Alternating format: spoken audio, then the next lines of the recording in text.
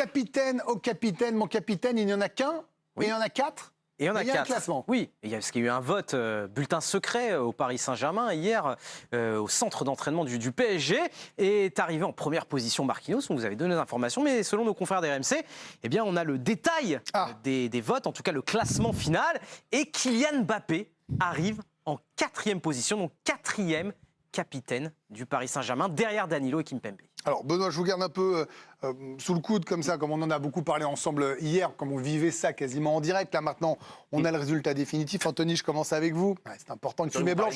On a un nouveau pape, les gars, il y a un nouveau pape. Fumée blanche. Alors, oui, et d'ailleurs, je ne suis pas sûr que tous les candidats aillent s'exprimer. Certains refusent d'y aller. Anthony, on rappelle quand même, et c'est important pour avoir une très bonne lecture de la chose, que faire voter, c'est une tradition au Barça, donc pour Luis Enrique, c'est logique, même si on sait que ça a suscité de vives réactions. Est-ce que vous êtes surpris par le fait qu'il y ait eu un nouveau vote et par le résultat du vote?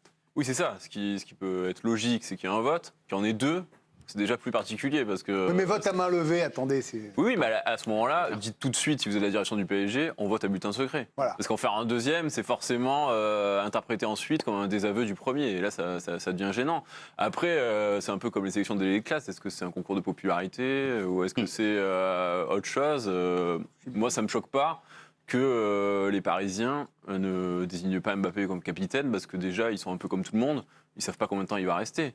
Donc partir sur un début de saison où, avec tout ce qui s'est passé et avec encore une situation incertaine, vous le mettez capitaine, c'est le meilleur moyen d'avoir des problèmes, sachant que Marquinhos est là depuis longtemps, connaît la fonction et n'a pas de rupture avec le reste du vestiaire. Donc à partir de là, je trouve que c'est un résultat assez naturel. Mais bon, comme c'est une élection aussi médiatisée qu'une élection présidentielle, on a forcément les résultats totaux. On les a eu à 20h57 hier, on était contents. Normalement, je pense que c'est unique dans l'histoire du football d'avoir les résultats d'une élection de vote de capitaine. On est content, ça nous a bien aidé hier, cela dit.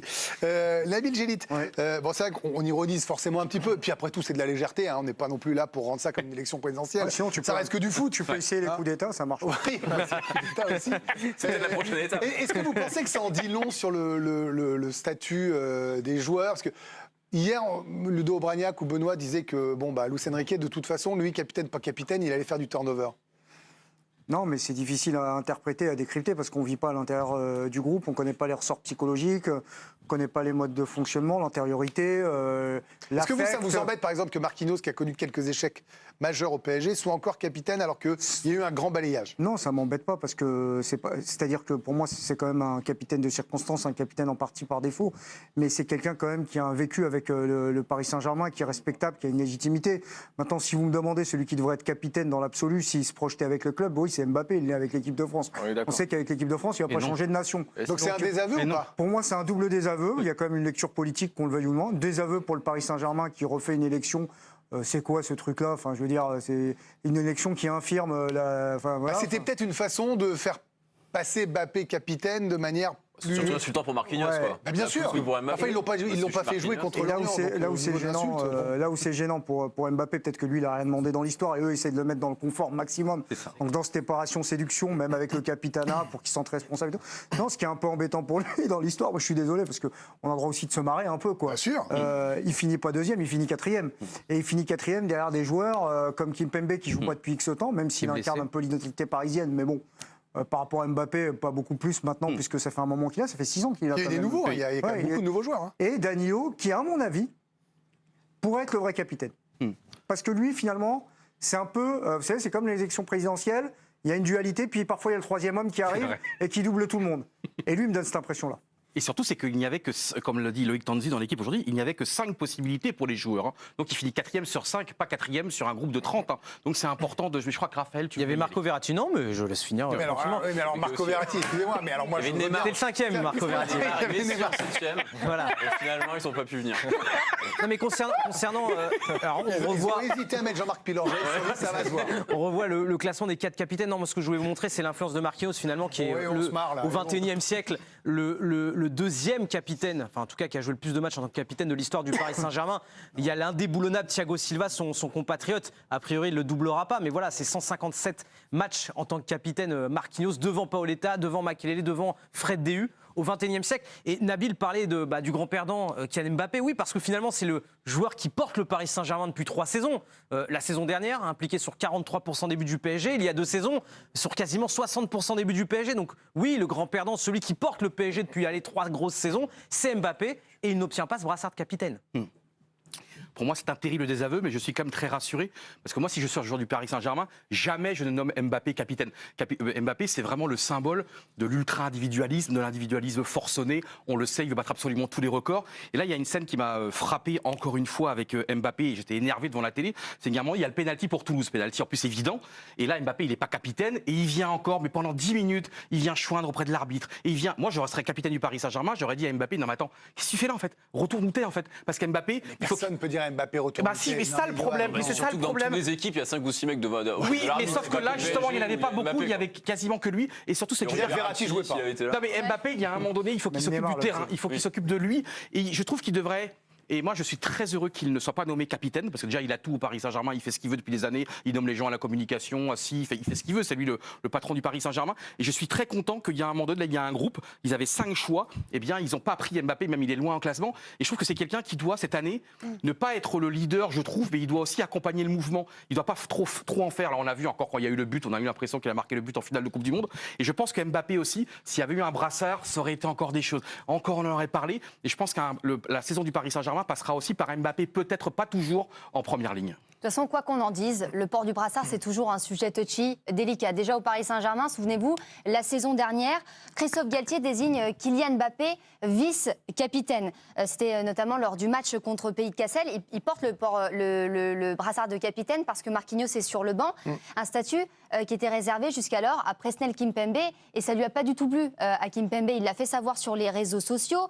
Ces dernières heures, j'ai pu entendre et lire beaucoup de choses à mon sujet. Je souhaite donc mettre les choses au clair afin d'éviter de continuer à propager de fausses informations à mon égard. Je n'ai pas été mise au courant de cette décision. Ceci est complètement faux. Cela dit, je respecterai toujours les décisions du club.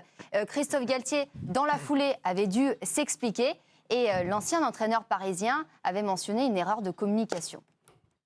Déjà, c'est la mea culpa, c'est une erreur de communication de ma part. Je me suis mal exprimé. Mais je me suis mal exprimé parce que je ne m'attendais pas à la question sur le capitana Kylian, parce que Kylian fait partie des vice-capitaines. Il n'est pas vice-capitaine. Autre épisode, même si ça avait été un peu moins tendu, à l'OM, où Mandanda, quand il revient au club après son passage à Crystal Palace, avait exprimé ses regrets de ne pas porter le brassard. Le brassard, ça me tient à cœur, avait-il déclaré dans une interview chez nos confrères de Téléfoot à l'époque. Le coach a ses raisons, je ne peux que les accepter, je fais avec. Dans le groupe, dans la vie au quotidien, je reste le même et je fais sans le brassard. C'était, souvenez-vous, Dimitri Payet qui portait le brassard à l'époque, puisque Rudy Garcia refusait de confier cette responsabilité à un gardien de but. Benoît, à vous le mot de la fin sur ce thème. On se souvient du penalty gate, vous vous souvenez, qui doit tirer le penalty. Est-ce qu'il peut y avoir un brassard gate ou alors que ça y est, c'est fini? Maintenant, on n'en parle plus. Et Luis Enrique, maintenant qu'on a les 4, on va dire, avec le numéro 1 et puis les autres, quand il alignera son 11, pour nous aussi, ce sera clair. Non, maintenant, je pense que la hiérarchie est faite. Mais par contre, tu vois, Yoann, je ne suis pas d'accord avec toi. Quand tu parles de Toulouse, que Mbappé va choyer vers l'arbitre, va beaucoup parler et tout. Voilà. Pourquoi Marquinhos n'est pas allé le voir et l'attraper? Parce qu'il n'a pas de cran. Ben non, parce que justement, parce qu'il y a le pénalty qui est évident et tu perds du temps pour rien. Non, mais parce que l'arbitre, il ne va pas changer d'avis. Mais tu dis à l'instant qu'il y aurait dû avoir un joueur qui serait venu et qui aurait pris Mbappé par l'épaule et lui dire allez, sors de là et tout. Vrai. Et pourquoi Marquinhos l'a pas fait? Parce que justement, c'est quelqu'un, Marquinhos, de respectueux, quelqu'un qui n'élève pas la voix. Et je pense que un capitaine, pour moi, n'a pas à élever la voix. Yoann, un capitaine, pour moi, c'est quelqu'un qui a du cran. C'est qu'à un moment donné, un capitaine, il doit avoir, entre guillemets, beaucoup de cran pour aller voir des Neymar, des Messi, des Mbappé, pour leur tirer l'oreille de temps en temps. Et pourquoi ça n'a pas fonctionné au Paris Saint-Germain? Parce qu'il y avait des gens qui ne faisaient pas les efforts défensivement, mais personne ne leur a rien dit. Vous savez qui le faisait l'an dernier, dans ses interviews? Le seul qui le faisait, c'est Danilo. Qui à la fin des matchs, il disait on ne met pas d'implication, on n'est pas bon, on n'en fait pas assez, devant il ne court pas. Pour moi, trop lisse. Donc pour moi, si j'avais été dans le vestiaire, et je l'ai dit hier, j'aurais mis Mbappé capitaine. Pourquoi? Parce que moi j'ai envie de gagner des matchs. J'ai envie que Mbappé soit au meilleur de sa forme, qu'il ait des responsabilités. Et quand il a des responsabilités et qu'il est capitaine, il va élever son niveau de jeu et il va être exigeant avec les autres. Et c'est pour ça que certains joueurs n'ont pas voté Mbappé, parce qu'il est peut-être trop exigeant et que Marquinhos est plutôt lisse. Après, est-ce que l'absence de brassard l'empêchera de faire passer ses messages? Ah oui. Je pense pas non plus. Je ne pense pas non plus. Avec le statut qu'il a, il n'a pas forcément besoin du brassard. Mais ça galvanise quand même un brassard. Je pense qu'il a besoin de ça, mais il a déjà tout. Enfin, un brassard en plus d'un club il a tout, quoi. C'est le roi du monde. Johan, on parlait de Luis Enrique qui disait qu'à Barcelone, il faisait un vote, mais le vote, il était plié, c'était Messi. Équipe de France, Zidane. Au bout d'un moment, c'est toujours les meilleurs joueurs.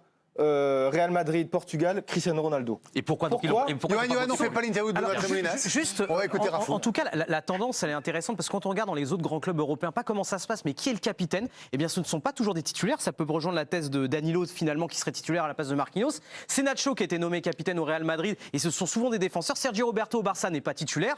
Neuer est pour l'instant blessé, mais c'est lui qui est toujours le capitaine. Donc, que des défenseurs, des trentenaires, très peu d'attaquants, peut-être Lautaro Martinez à l'Inter Milan. Donc, c'est une tendance, un trentenaire, un défenseur et pas toujours des joueurs qui sont titulaires. Et juste pour les capitaines sous Luis Enrique, on va regarder également qui a été capitaine numéro 1 des équipes de Luis Enrique. C'était Totti à la Roma, c'était Xavi Iniesta. Messi n'était pas encore le capitaine numéro 1 de l'équipe.